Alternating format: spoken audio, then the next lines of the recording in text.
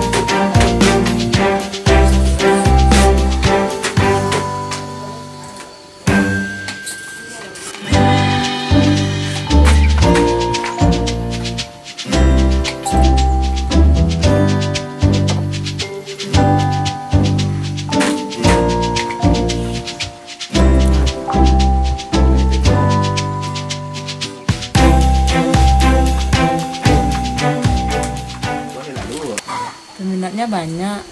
Kalau jualannya ada yang penampungnya seperti bos gitu. Ada yang motifnya misalnya burung merah gitu. Ada yang ranking. Ada yang sai kelamai namanya kan.